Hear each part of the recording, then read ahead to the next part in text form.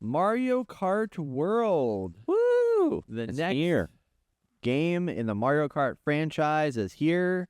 A Switch 2 exclusive. If you missed our Switch 2 coverage, talking about our experiences and impressions of the Switch 2, make sure you go to youtube.com/innergamer and check that out. But here we are to talk about a June 5th release date of Mario Kart World. This is exclusive, as I mentioned, to the Switch 2, a launch title available for $79.99 MSRP in the United States.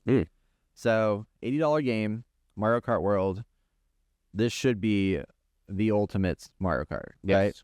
Ultimate. Just like Ultimate Smash. Ultimate Smash. That's the right. Ultimate Smash. We're never getting another one. This is Never, ever. Ever. So, key features of this new Mario Kart World that change a lot of the game, actually. Okay. Largest ever player count. There are 24 racers per match. Every race, guaranteed. 24. Okay. A lot of people running around. It's an interconnected world. Seamless map linking classic and new courses. So this was actually something I didn't realize. This is not all new courses. It is like almost half and half. Like some from Like remastered old courses from like 64, DS, like the iteration That's what I kind of figured. of history. Yeah. So like the Moo Moo Meadows comes back from Nintendo 64. Nice. Redesign in a modern day kind of thing. New racing mechanics, rail grinding, wall jumping, boost jumps, and off-road segments. They also have a seamless capability of like where it was like before, I guess, where moments where you're like all of a sudden your vehicle turns into wings and you can fly, and then you like jump into water and now you turn the boat. But I think both things new. I know the wing thing. They used to have some water, I think, in Mario Kart 8, I Why thought. don't you just go under the water No, maybe. and just keep driving? Oh, that could be.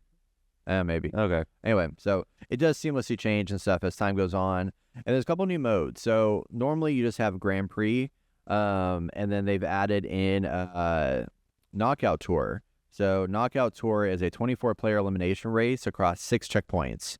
So it's a very long, like 30-minute race, probably 35 minutes, Okay. where you are running through, and every checkpoint you reach, they knock out, I think, 4 to 5, or like I think 4 players. And then you get down to the end where there's just 4 players left racing to the final finish line. Okay. And that's intense, which we'll talk more about later. And there's free roam, explore the world, collect missions and items, and there's a photo mode. And then they have classic, Grand Prix, and battle. They have battle mode, so you can do balloon battle or coin runner. So balloons being like you have 5 balloons on the back of your vehicle and you run around that. hit each other, Love that. And that's an online multiplayer thing. So you can play that you can just randomly match with a bunch of people and play online, which was nice. And they have a mirror mode, which basically like this is like an unlockable throughout the course of the game where you can like play everything backwards. So there's that as well. There are over 50 characters in the game, or no, there are 50 characters, many with unlockable outfits. So for example, I have Shy Guy, and then I have Shy Guy as a chef with like a burger hat on, and I have Shy Guy as like I think it's like a photographer or something like that. But like you get variations of your characters. Okay. And then you get new characters all the time. And then over 200 soundtracks, I guess, dynamic music and weather cycles. And then there's a lot of vehicles too. I don't know how many vehicles there are, but I have at least 30 vehicles unlocked, probably 20 or 30 vehicles, I think.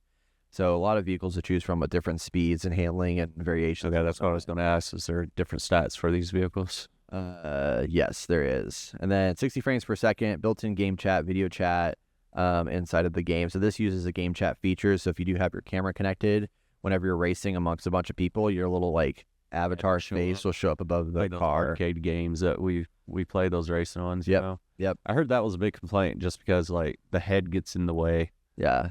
I think People so. get a little. I hadn't seen it yet in the game, which is good, but yeah, it's definitely I could see that being a distraction for sure. Mhm.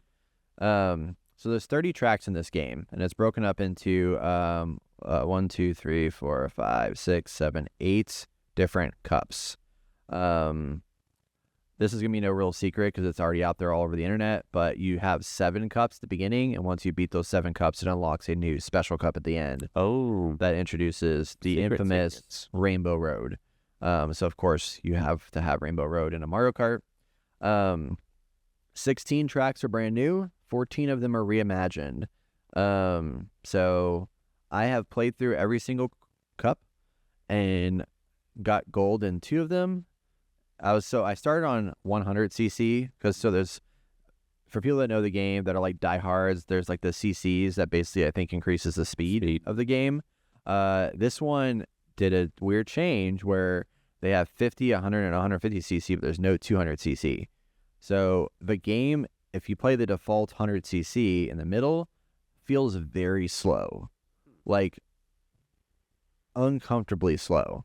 So I bumped it up to 150. Like I did the first one at 100 and got like gold. Okay. But it was like so freaking slow, I just couldn't handle it. So then I switched to 150, which is the highest you can go, and felt much better playing that, and the speed was much better, but I could never get past silver. And I almost wonder if the game like designed it this way, because whenever you finish the Grand Prix, the person at the top is usually the character you're about to unlock. So I'm like, So you did have they to, do like- something where they like intentionally like fuck me up at the end? Because I was like at the very, very end, and all of a sudden I can see the finish line, and I get that blue shell marker pop up, and I don't know if there's a way to dodge a blue shell. I've tried every possible thing in the book, and I get hit by a blue shell, and all of a sudden I get passed twice, and You that's just need to you just dirt. need to slam on brakes, let the person in second place get hit. That's what I probably should do. But I'm usually so far ahead because I'm so good, like, So good. yeah. But that was crazy. So anyway, played through all these tracks and everything. And I have to say, like, I think this game is really good. Like, it does what it needs to do. It's great in a lot of ways, but I'm underwhelmed a little bit by the tracks. Oh, you're just underwhelmed about the tracks? Yeah. Oh shit! I thought you were going to be like a lot of people are saying they're underwhelmed about the whole open world aspect. Oh, I haven't gone there yet. I'm just right now. Oh, you're just on tracks. tracks right now. Yeah. Really? Even with the grinding and the So and here's the new thing. items and stuff. The grinding is, unless I'm doing it wrong, but I read up, there's instructions in the game where you can like learn how to do all the shit. To do the grinding, you have to hold down your drift button to charge up like for like 3 seconds, and then you can jump to then leap up onto a rail. So you have to plan for this well in advance to make the move happen. Mm-hmm. Or if you jump off of a ramp, then all of a sudden you do a jump that if you move to a rail, then you can automatically jump on that ramp. That being said, I thought it was just like you press a dedicated button to jump, and I can just like jump onto a thing. But That's what I thought. it's more complicated than that. So it's almost like you're doing your It's a charge jump, the basically. charge jump is almost like the charge boost. Yeah. Like whenever you're racing. Right. Okay. Which the charge boost makes a lot of sense, because when you go around the bend, you just like drift, and the longer you hold the drift, the more you charge up. yeah. You go to the blue, charge on the wheels, and then you go to the orange. And then when you get to the orange, it's the fastest boost off the Yeah. line. And this one, you have to charge it to where you get the blue on your tires to be able to leap high enough to jump onto something. So if you see something to grind on coming up, you have to like hold down the charge button and then leap up to get on the rail. Unless I'm doing something wrong. I mean, I've seen some Comments tell me, but like I've seen some impressive like people like skipping whole tracks doing grinding. right. know? And I think you just have to know the track, I think that's what it is. Yeah. like know when to go and where to be at. And that's the thing that was frustrating, because like, so that being said, I played all these 30 tracks and I grinded on the rail like twice. Dang. Because it just was not, Be like it wasn't fucking intuitive idiot. to do it. That's what I thought too. I thought I'd be grinding like everywhere. Yeah. And like the tracks either weren't designed well to support the grinding, or they didn't have the opportunity. Like I just didn't have enough room or know-how. I mean, after a couple of runs, I could probably figure it out. But like sometimes the grind is just like a short little stint, and then you're like done with it, And I was like so excited for that maneuverability, and it's like cool when you jump off an edge and it's like you do a flip trick or whatever. Like that's kind of neat. But the grinding I thought was going to be a key component of this game, and it's like an afterthought for me. Damn. Yeah, and I was really, really disappointed about that. And then so the way that they've designed the tracks is that the very first race you do in every cup is a circuit like you're used to. So it's 3 tracks. You go around the spin, you do the thing. And then after that, because they designed in this open world fashion, which again, to me, in my mind, when I was first thinking this game was going to come out, I thought you were going to do a race and then immediately, like seamlessly just go off onto the next race and just keep going. Probably expected too much out of the game. But what happens is when you finish the race, you go to the finish line, show up your standings, tells you where you are in your full standings, and then it starts back up. It does start up where you left off in the previous finish line, but because of that break, you don't know that you're doing that. So for all intents and purposes, I could be doing just 4 different tracks at 4 different places. To me, the fact that it seamlessly continues matters. Doesn't matter. Doesn't absolutely matter at all. So that to me was like a selling point, I felt like, for them, but means nothing. So I'm trying to get this straight, right? You finish a race, track opens up, and you drive to the next race. And no? Oh. Yeah, so that was the other thing too. So like I thought that was the case, but that's not the case. So you finish the race and then you start the next race and it's just like 3, 2, that's a countdown again, and you're like immediately in the next race. Oh. Like it's just like the last game. Oh. The only difference is you can tell from the environment that you're at the same place you just hit the finish line after that comes up. There's no driving to another location. Really, because Are you racing to the next location? Yes. That's what it is. But that's what it is. What's confusing about it and why I don't like it as much is because it's the next 3 races become a sprint. Like if anybody's played like a any like racing games, like Need for Speed or whatever, like you have your circuits, which are lapped races, and you have your sprints that are like straight line here to here to get to the finish line. At this point. And Mario Kart's always had circuits. Like they've just been like, as far as I'm aware, I mean, I could be wrong, but I'm pretty sure everything's like a circuit. Yeah, it's circuit. It's like, after you've done the first lap that like what the laps are going to feel like to finish them out. Well, except for the first race of every cup, there is no second lap. There is a second lap on the name, but it's based off of a checkpoint in the singular linear path that you're traveling down. So you have to play the race multiple times in order to understand the track, to be able to do the grinds and the jumps and stuff like that. And I didn't like that as much because it felt like when you're playing a regular circuit, you can get better with every lap, right? Yeah. And this one, you don't get better with every lap. You get better with every race that you have to do. So you have to play them more often. And they just I feel like there was something about the feeling of it, just because they didn't open up the opportunity to get back your placement as easily because you weren't learning as you go in the process. You just had to like hope that you got lucky with your draw of items and all that stuff. And for me, it felt, it just feels like the wrong choice. Okay. Yeah. So it was weird. I mean, I still like the game, and I'm going to have fun playing these tracks, and they all look beautiful. I mean, there's some moments where like you're doing some crazy ass shit where you're going down the road, like you're driving down the road, and all of a sudden it's like you fly up straight up in the air into this like fiery lava circular thing to go to the next part of the track. Yeah. And it's just, you don't have to do anything. You just like let it just fly yourself up there. Yeah. And then you move on to the next place. There's a lot of like cool cinematic moments. And a lot of diversity. I mean, there's snowy land, there's like desert lands, there's jungles, there's lava pits, like all of that diverse. There's a big city one that you can go into. All that stuff exists there, but it's just the sprint part of it just throws me off. I feel like it just breaks what Mario Kart is in a way that doesn't feel as good, and it kind of makes me want to go back and play Mario Kart 8 in a way, because I feel like you can't get. It's harder to get good in this game, whereas before, like, it was very intentionally designed around like those constant repetitions of things, and I don't know, it hits weird. And then let's talk about the open world. So, open world sucks. Like, oh shit. Like, I was envisioning Forza in my head, right? Where I want a Forza Horizon. That's what I thought it was going to be. Where I can drop in there, I can pull up to a marker and join a cup on the road. And no, you have to go in your menu, back out of the game, go to the start screen, bless you, Thank you, and then go to the Grand Prix in order to start a cup. So when you're in the open world, you're in a separate instance of the game, and you can drive around and see all the tracks, which is awesome. You can like run them and stuff like that. And you have, what is it? I think 4 activities you can do. One is pick up coins, which is... What do the coins do for you? It's just open world coins. It's collectibles. Just collectibles. Yeah. That's what I was curious. So you get collectibles from the open world. You get... what else do you get out of it? I saw that. There's missions, these little like pea thingy buttons. Pound You buttons. go to the pound buttons. You go to those, and they're like a short like challenge where you like have to go through a bunch of like you have to collect a bunch of coins and avoid the little like Goombas or whatever, where you have to like run a course and avoid like the little cactus thingies that are coming at you.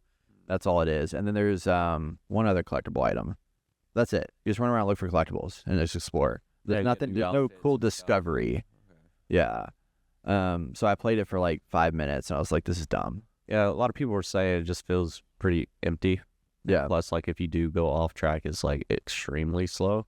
Oh yeah, big time. Yeah. And it kind of hinders you from wanting to explore. Mm-hmm.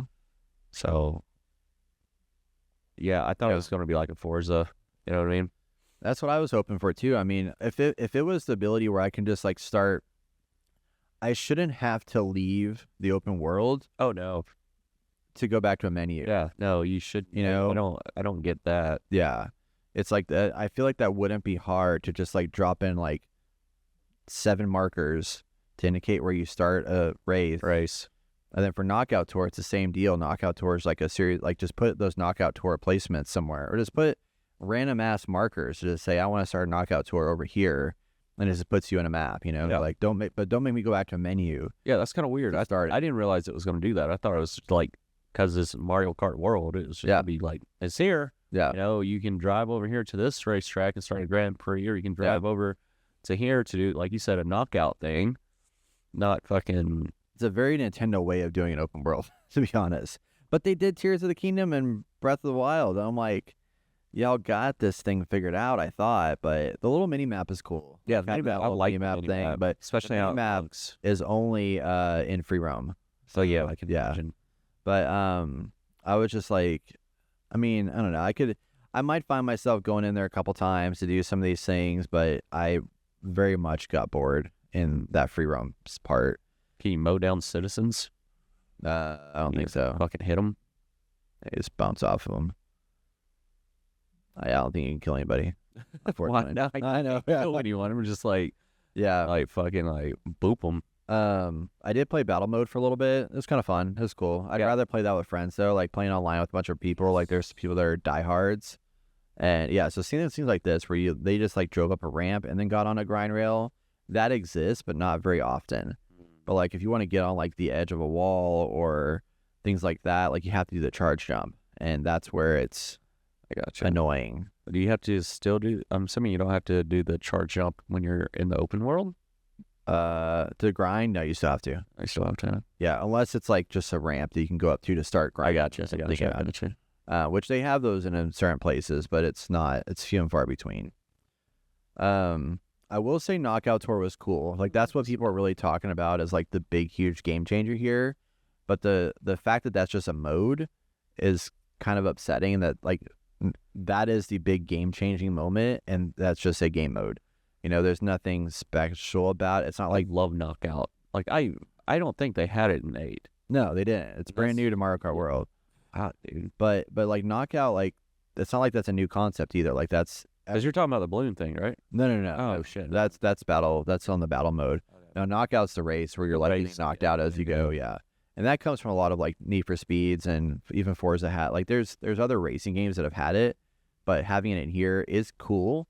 It is fun. It's intense. It's high stress. You know, I do like that, but is it worth $80 for all this? Probably not. This should have been like a standard $60 game. I think it should have been 50. Yeah. I mean, yeah, definitely. Especially for like, because how many hours you put into it, you can beat it? 5. Oh my god. Yeah. But I mean, you know, again, it's like, you know, this game isn't about beating it necessarily because it's. But, well, I know I take that back because, like, Forza Horizon, the last Forza Horizon, the last several Forza Horizons are incredibly dense with things to do. It is a racing game. Yes, it is a lot of different races, but there's probably over 80 different races you can participate in that are different and unique, that take you through the desert, that take you through all the different areas that are, like, long races, short races, all these variations. There was one that I did in the game where you're, like, a stuntman. And you're doing stunt races, and you're having to go through like explosions and shit like that, like you're filming a movie. And I was like, that's so freaking cool and stupid. And how many hours you put in that? 60 or 70. No, Probably 40 or 50, I would say. but, I mean, if you really think about it, And I never beat it. yeah, this game is meant for children, so this is like a child's version of Horizon. The kids got so much time, man. Kids got so much time. They got a short attention span anyway. Yeah. They'll play this over and over and over Yeah. again. I mean, I'm glad we have a new Mario Kart. Yeah. It's on the Switch too. It plays great. The mechanics are solid. Like the mechanics are really, really good. They're very dialed in. Like, you know, the weapons and all that stuff is great. The drifting and everything, like everything feels good.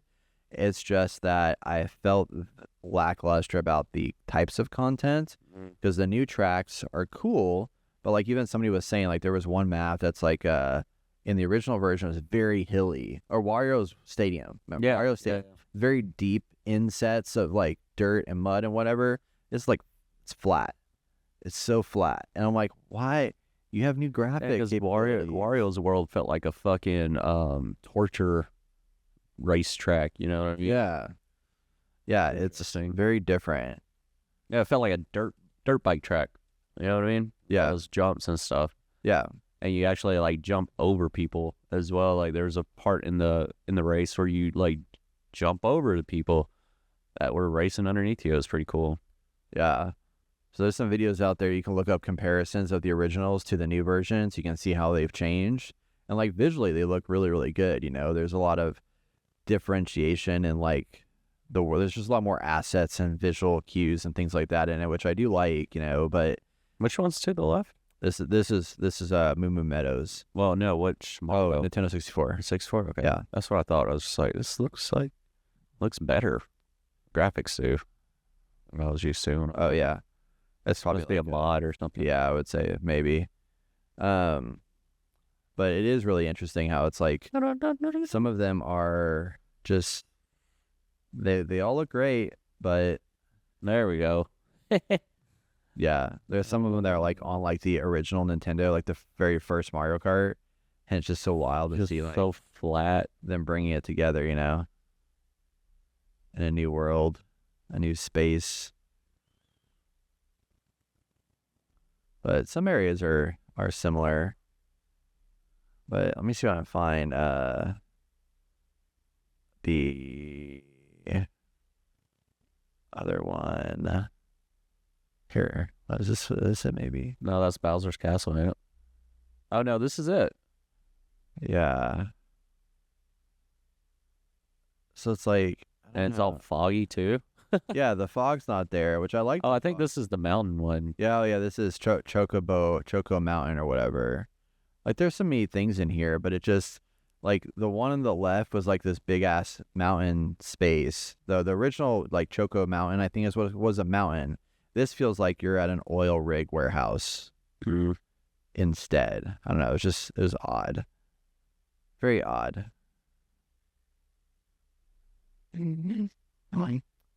No tunnels anywhere. Yoshi. I don't know. It was a little bit of a bummer. Yeah. I like the game. I'm still gonna keep playing it, but I expect. I mean, this if I were to rate this thing, I'd give it a 7 out of 10. That's where it sits right now. Like it's not bad, It's not bad. but it's not great. I don't think it's worth the price. No, yeah. So that is my thought on Mario Kart World. Take it or leave it. But as I mentioned, you know, I would, unless you're really freaking pumped about Mario Kart World and want to jump into this, I'd wait a little bit on getting a Switch 2. This thing's still going to be there. My hope is that they have a pretty good post-launch like system with this. Like there is a potential for maybe they'll do what they did with Mario Kart 8, where they'll have some kind of, you know, post-launch deal Extra where they bring new $20. maps and maybe add more density, because the world does have potential Yeah. to have new stuff added into it with feedback, you know. But right now it just feels tack it on. Nintendo's gonna do that. No. But I would like to get together with like y'all and like let's do like 4-player co-op or 4-player split screen, just do like the battle mode like old days and stuff. I think that could be fun. I'll be down. Yeah. But it's just not something that I'll sink my teeth into all the time like I thought I would, you know. So there you go. Mario Kart World out now on Switch 2 exclusively.